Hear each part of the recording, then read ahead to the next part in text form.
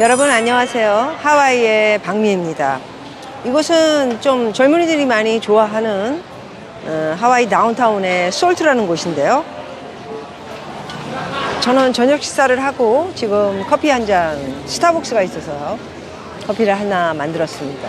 커피 라떼. 값이 많이 올랐네요.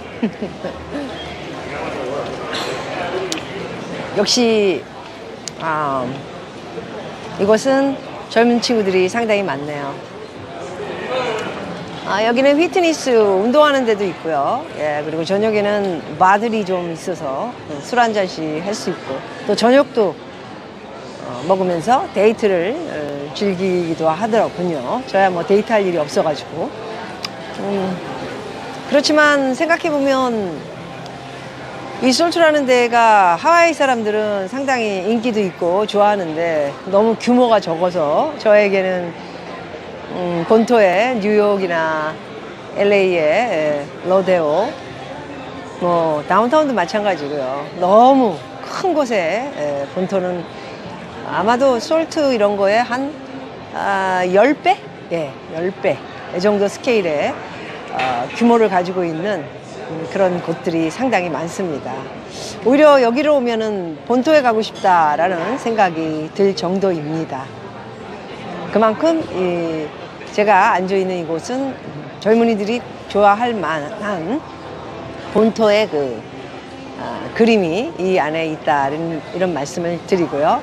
자, 오늘도 또 이거 하와이에서 여러분들 솔트에서 인사드리면서 어떤 기사들이 또 오늘은 또 여러분들에게 소식을 전해줄지 함께 보도록 하겠습니다. 오늘 기사들은 부동산을 좀 보도록 하겠습니다. 빚이 왜 이렇게 많아지나요? 참 걱정스럽네요. 집값 더 뛰기 전에 사자. 지난달 은행 주담대 6조 원이 또 중과를 했습니다. 부동산 시장 회복에 대한 기대감이 커지면서요. 지난달에도 은행 가계대출이 주담대 중심으로 크게 늘어났습니다. 한국은행이 9일 발표한 7월 중 금융시장 동향에 따르면요. 지난달 은행 가계대출 증가 규모가요. 6조 원으로 6월 5조 8천억보다 또 7월에 6조 원이 또 늘어났습니다. 2천억이 더 늘어났죠. 전세자금 수요가 둔화됐으나 전세자금은 둔화된 게 아니고 이게 전세를 다시 놔야 되게 되면은 그쵸? 은행에 빚을 얻으면은 누가 전세를 들어옵니까? 해서 이건 굉장히 머리 싸움이에요. 나중에 또 한번 말씀드리도록 하고요. 주택 구입 관련 자금 수요가 집 사는데 지속되면서요. 그래서 또 집들이 반등이 됐다 어쩌고 많이 그러지 않았습니까? 주담대가 전달 대비 6조 원 증가한 영향이 컸다, 이런 내용입니다.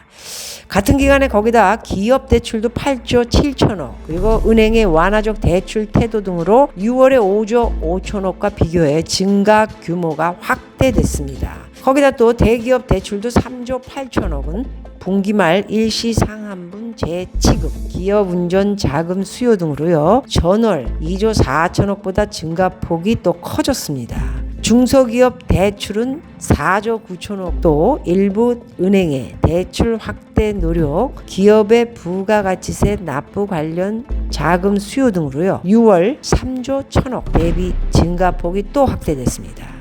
이게 확대되는 것밖에 없나요? 도대체 줄어드는 건 없고. B2 20조 원 돌파. 여기는 또 어딘가요? 코스닥서 코스피로 옮겨갔다고 합니다. 빚으로 주식을 하는 사람들이 자그마치 20조 원을 돌파했다. 증권사에서 돈을 빌려 주식을 사는 이른바 B2 규모가 빠르게 늘면서요. 우려의 목소리가 대단히 커지고 있습니다.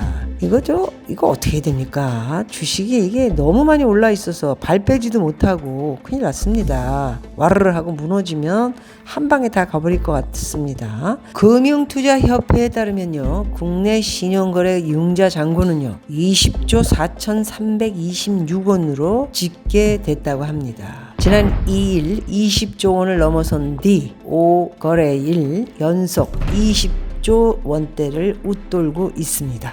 신용융자 잔고는 투자자가 주식 투자를 위해 증권사에서 빌린 자금으로요.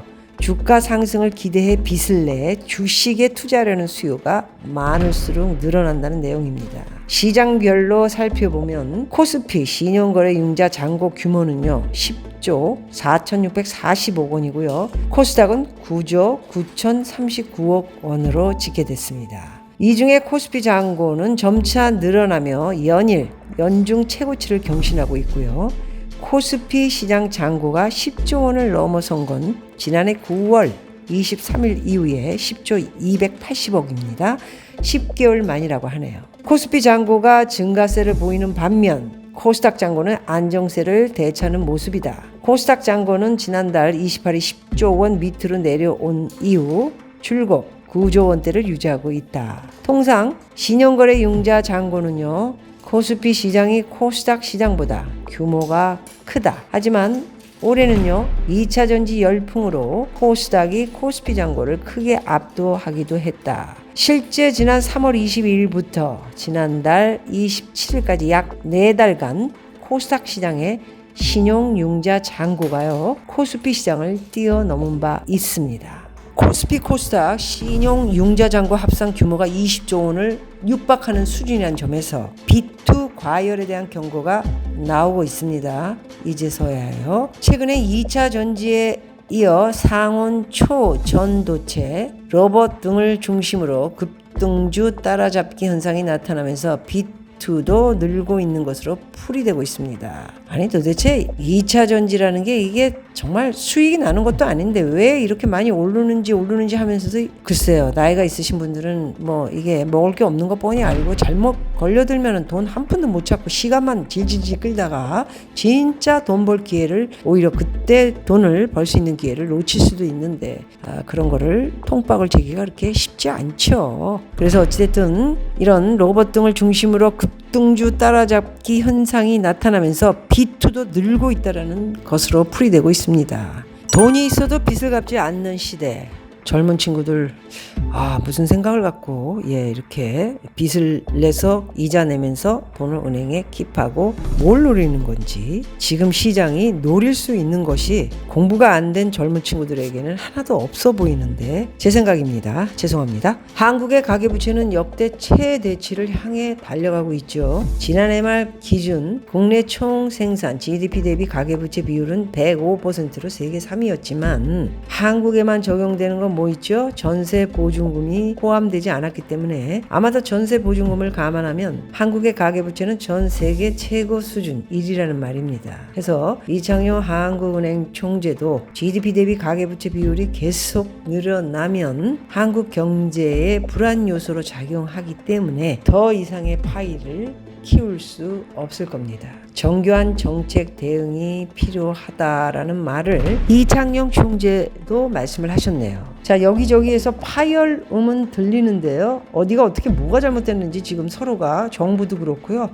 분간도 안 되는 것 같고 어디부터 이거 지금 잘 막아야 되는지 이제 점점 일어날 일에 대한 것을 한도 끝도 없이 그냥 뭐 나몰라라 하는 건지 아니면 그냥 임기만 채우고 끝나면 되는 건지 고금리 대출이 늘고 있어요. 7월 21일 여신금융협회가 6월 말 기준 7개 시중 카드사의 카드론 잔액이요 34조 8,326억 원으로 지난해 말보다 3.5% 늘었다고 얘기했습니다. 현금 서비스 잔액은 6조 원 이상이고요.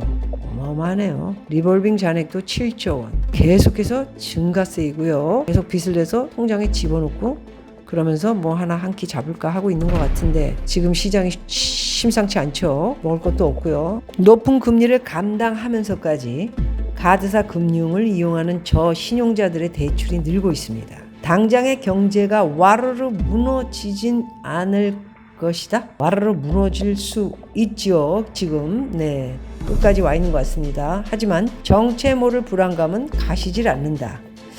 기사 내용도 참 애매하네요. 와르르 무너지진 않겠지만 정체 모를 불안감은 뭐지? 이 얘기고요. 매주 기자입니다. 이 기자 매주 떨리는 심정으로 각종 지표를 들여다보게 된다. 고맙습니다, 여러분.